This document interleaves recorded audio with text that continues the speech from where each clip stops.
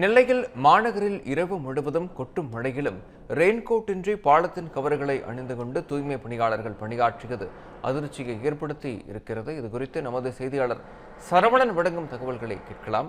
சரவணன், விவரங்களை வழங்கலாம். வணக்கம் விக்னேஷ்.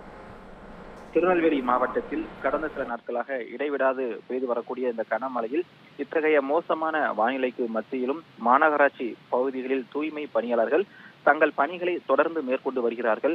இருப்பினும் மழையில் இருந்து தங்களை பாதுகாத்துக் கொள்ள அவசியமான உபகரணங்கள் கூட அவர்களுக்கு வழங்கப்படவில்லை என்ற குற்றச்சாட்டு எழுந்திருக்கிறது.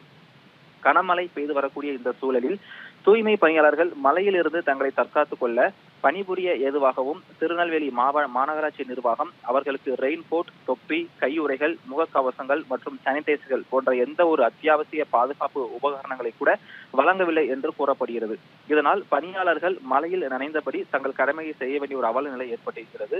திருநெல்வேலி மாவட்டத்தின் பொறுப்பு அமைச்சராகவும் அதே சமயம் நகராட்சி நிர்வாகத்துறை அமைச்சராகவும் பதவி வகிக்கக்கூடிய கே. நேரு தனது துறை சார்ந்த தூய்மை பணியாளர்களுக்கு மழை காலங்களில் முறையாக வழங்கப்பட வேண்டிய உபகரணங்களை கூட வழங்க உத்தரவிடவில்லையா, அல்லது அமைச்சர் உத்தரவிட்டும் அதனை மாநகராட்சி நிர்வாகங்கள் முறையாக கடைபிடிக்கவில்லையா என்று பல்வேறு கேள்விகளும் குற்றச்சாட்டுகளும் எழுந்திருக்கிறது. இது தங்கள் நலனில் அரசு நிர்வாகம் போதிய அக்கறை செலுத்தவில்லை என்று தூய்மை பணியாளர்களின் ஆதங்கத்தையும் காட்டுகிறது.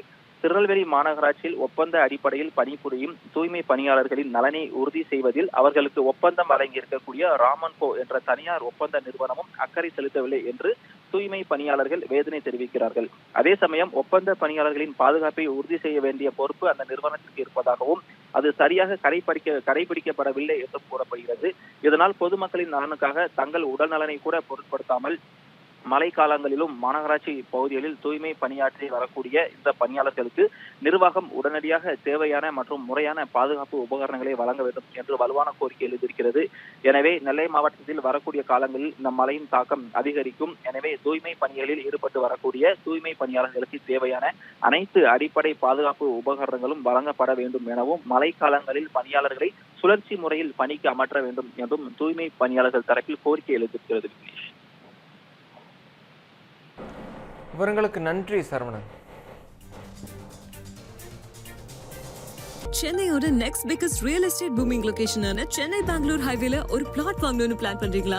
பூந்தமல்லியில 6000 per square feet, ஸ்ரீபெரும்புத்தூர்ல 4000 per square feet market price இருக்கும்போது நம்ம ஜி ஸ்கொயர்ல மட்டும்தான் half the price of Sriperumbudur and 1/3 the price of பூந்தமல்லியிலேயே உங்களுக்கு வில்லா பிளாட்ஸ் கிடைக்கும்.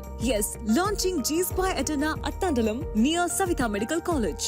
Early bird price of villa plots வெறும் 1790 per square feet, அதுவும் for first 15 bookings only. For bookings call 8939750009.